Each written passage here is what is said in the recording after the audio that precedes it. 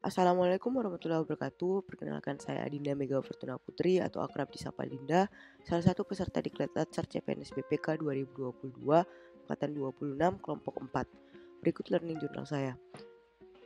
Selasa 19 April 2022 merupakan hari ke-10 tahap learning Diklat Latsar CPNS BPK 2022. Tidak ada kegiatan sinkronus pada hari ini, melainkan diisi dengan kegiatan Bintal 2 dan 12 jam pelajaran asinkronus. Pada Bintal 2 hari ini mengangkat tema pembahasan ihsan dalam sholat yang bertujuan untuk menginternalisasi atau paham dengan baik terkait hukum sholat dan ihsan atau baik dan benar dalam praktek mengerjakan sholat. Materi terdiri atas 4 poin besar, yaitu kedudukan sholat, hukum sholat, tata cara sholat, dan permasalahan seputar sholat. Nah, sholat menurut bahasa adalah doa dan menurut istilah adalah beribadah kepada Allah Subhanahu wa taala melalui perkataan dan perbuatan tertentu, dimulai dengan takbir dan diakhiri dengan salam. Kedudukan sholat yaitu sholat adalah rukun Islam yang kedua, merupakan sebaik-baik amal, merupakan batas pemisah antara keislaman dan kekufuran, dan sholat adalah tiang agama. Kemudian, hukum melaksanakan sholat 5 waktu merupakan kewajiban setiap muslim berdasarkan Al-Quran dan Sunnah serta ijma ulama, dan haram hukumnya meninggalkan sholat 5 waktu dengan alasan apapun. Sholat adalah cahaya kehidupan bagi orang yang melaksanakannya, juga sebagai penghapus kesalahan serta jalan menuju surga. Dan mengerjakan ibadah sholat dengan baik dan benar, tu'maninah atau tenang dan khusyuk atau penuh penghayatan disebut ihsan dalam sholat.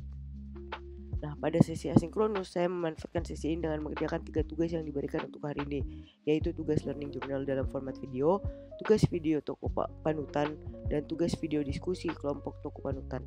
Untuk tugas video toko panutan, kelompok saya yaitu kelompok A4 memilih film Garuda di Dadaku untuk dikaitkan dengan nilai-nilai dasar ASN pada tugas ini. Sebelum berdiskusi kelompok, saya terlebih dahulu mengerjakan tugas individu toko panutan dalam bentuk tulisan. Pada film Garuda di Dadaku, saya memilih karakter Harry dan Pak Johan sebagai tokoh panutan. Alasan saya memilih Harry yaitu karena menurut saya Harry menerapkan 5 nilai dasar ASN, yaitu berorientasi pelayanan, kompeten, loyal, dan kolaboratif. Sedangkan untuk Pak Johan, saya memilih beliau sebagai tokoh panutan kedua dengan alasan bahwa Pak Johan menerapkan 2 nilai dasar ASN, yaitu akuntabel dan kompeten. Secara lebih jelas, pengimplementasian nilai dasar ASN pada Harry yaitu yang pertama, nilai berorientasi kepelayanan. Dalam nilai ini, salah satu panduan sikapnya yaitu ramah, cekatan, solutif, dan dapat diandalkan. Harry merupakan individual yang solutif dan dapat diandalkan pada tiap permasalahan yang dihadapi oleh Bayu. Bentuk implementasinya, contohnya pada saat Bayu dihadapkan pada permasalahan biaya masuk ke SSI Arsenal. Harry memberikan solusi dengan mengatakan pada Pak Johan selaku pelatih tim bahwa ia yakin SSI Arsenal memiliki kelas beasiswa. Bahkan sebelumnya Harry mengatakan kepada Bayu untuk urusan biaya akan menjadi urusannya, dan Bayu dipersilakan untuk fokus pada latihan saja. Yang kedua, kompeten, di mana panduan sikapnya membantu orang lain untuk belajar dan meningkatkan kompetensi diri untuk menjawab tantangan yang selalu berubah-ubah tiap harinya. Harry memiliki wawasan yang cukup luas terkait sepak bola dalam negeri maupun mancanegara. Buktinya dapat dilihat pada saat ia memprediksi klub Liverpool dalam suatu pertandingan akan menang. Nah, bentuk implementasinya ada 2, yaitu yang pertama pada saat Harry menjelaskan taktik dan strategi dalam sepak bola kepada Bayu, dan yang kedua pada saat Harry membaca buku atau majalah tentang bola untuk mencari tahu cara meningkatkan stamina seorang pemain bola. Nah, ketiga, loyal.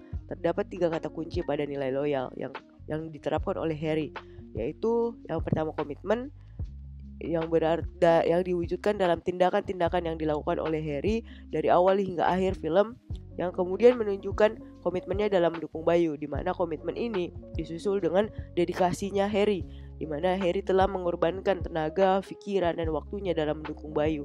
Dan terakhir, kontribusi. Setelah melakukan komitmennya, dedikasi, hal tersebut memberi dampak atau memberi output pada kontribusi, yaitu keterlibatan Harry dalam perjalanan Bayu mengejar cita-citanya yang sudah sangat terlihat sepanjang film. Yang keempat, kolaboratif. di mana panduan sikap nilainya yaitu memberi kesempatan kepada berbagai pihak untuk berkontribusi dan terbuka dalam kerjasama dan untuk menghasilkan nilai tambah. Bentuk implementasi dari Harry pada saat itu, Harry mengajukan ide untuk bekerja sama dengan Sahara, di mana mereka akan membersihkan kuburan dan lapangan yang akan menjadi tempat Bayu latihan. Adapun untuk Pak Johan, yang pertama berorientasi pelayanan, yang panduan sikapnya adalah melaksanakan tugas dengan jujur, bertanggung jawab, cermat, disiplin, berintegritas tinggi, dan tidak menyalahgunakan wewenangnya. Nah, bentuk implementasi nilai oleh Pak Johan ini ditujukan pada saat ia mengkonfrontasi Bayu dan Harry karena telah berbohong terkait sekolah Bayu pada Pak Johan di awal scene pada saat mereka awal ketemu. Nah, hal ini menunjukkan bahwa Pak Johan menjunjung tinggi nilai integritas dan kejujuran. Kemudian yang kedua dapat ditunjukkan pada saat salah satu orang tua dari seorang siswa SSI Arsenal yang tidak memenuhi kriteria dalam penyeleksian tim nasional U13 dikarenakan anaknya yang sudah berusia 14 dan beranggapan bahwa hal tersebut tidak tepat dan tidak dapat diatur karena ia memiliki kenalan yang banyak sebagai pelatih di sini Pak Johan yang jujur dan berintegritas tinggi. Nah, Pak Johan tetap menolak untuk meloloskan anak tersebut. Kedua, kompeten. Yang sangat lekat pada panduan sikapnya adalah membantu orang lain belajar. Untuk Pak Johan sendiri, membantu orang lain belajar dalam hal ini melatih yang telah menjadi kesehariannya sebagai pelatih. Nah, setelah mengerjakan tugas individu, saya dan teman-teman kelompok A4 melakukan diskusi kelompok via Zoom meeting, di mana saya berperan sebagai peserta sekaligus moderator agar diskusi lebih berjalan secara tersistematis.